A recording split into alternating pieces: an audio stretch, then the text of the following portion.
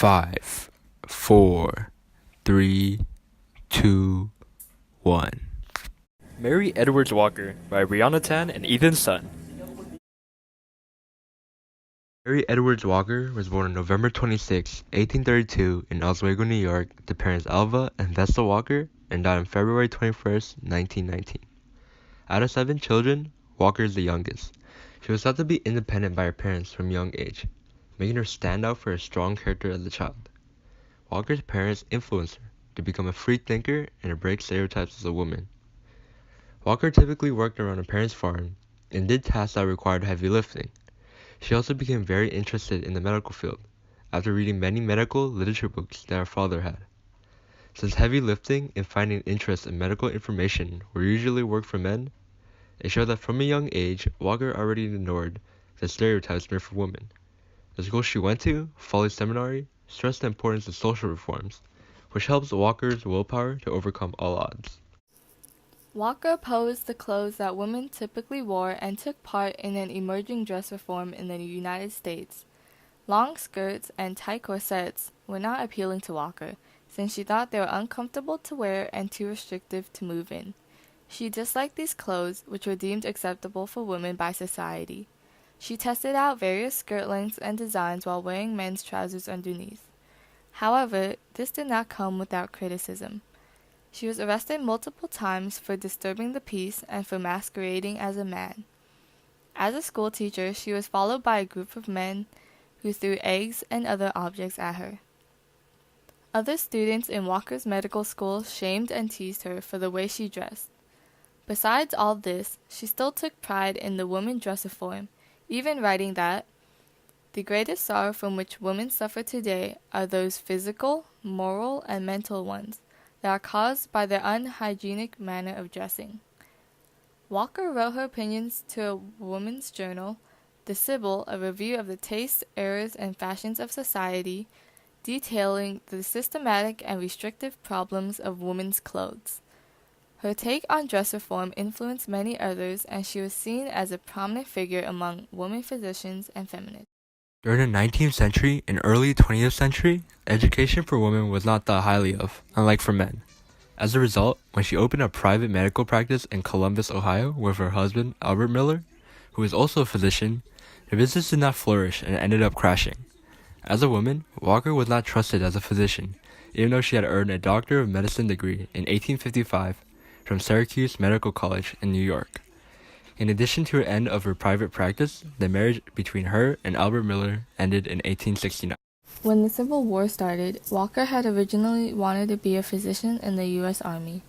When she was rejected, she still volunteered as an assistant surgeon at the U.S. Patent Office Hospital in Washington and tried to convince the War Department that she was qualified to serve as a surgeon in the Army. She knew she could not keep volunteering since it did not provide a stable income. She left in 1862 to add to her medical credentials from the Hygeia Therapeutic College in New York City, hoping it would persuade the War Department to allow her to serve as a physician and not a nurse. When she returned to serve the Army in 1863, she traveled to Tennessee to help in the Battle of Chickamauga as a nurse because she was not allowed to be a doctor. Her hard work eventually paid off when she was appointed assistant surgeon in the Army of Cumberland, becoming the first female surgeon in the Army. She also made and wore a modified officer's uniform and worked in Chattanooga, Tennessee. Being a woman, Walker being appointed to assistant surgeon outraged many of the male doctors because they did not think she was qualified for the job.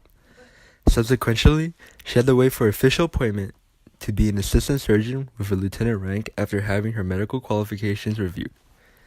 When Walker was finally given the official job, which a female never had during that time period, most of the soldiers did not need medical attention. However, the people living around the camp did. To be able to help those people, Walker would go into Confederate territory and treat those people, which resulted in her being taken as prisoner on April 10, 1864. In addition to being a prisoner, many people believe she worked as a Union spy, but there is no evidence to prove that. After 4 months of being a prisoner, Walker and 2 other Union doctors were exchanged for 17 Confederate surgeons. After being released, she worked at the Louisville Women's Prison Hospital in Kentucky for 6 months, but due to the uncooperative staff she worked with, she transferred in March 1865 to an orphan asylum in Clarksville, Tennessee, for the rest of the war. On June 15, 1865, Walker left the job and received $766.16 for her service in the war. For her contributions to the war, Walker became the first woman to receive the Medal of Honor, the nation's highest military decoration for bravery in combat. In 1917, the criteria for the Medal of Honor was revised. When Walker was asked to return the medal, she refused, wearing it to her death in 1919. 50 years later, in 1977, President Jimmy Carter restored the Medal of Honor to Walker since he recognized her contributions to the war and the sexual discrimination she faced when the medal was revoked. After the war, Walker tried to open a medical practice, but was too caught up in the dress reform and women's rights movement. She was arrested several times wearing men's clothing, but she continued to fight for her belief that she could wear anything she wanted, regardless if the clothes were only meant for men. She lectured about women's suffrage in the South, Midwest, New England, and even went before Congress.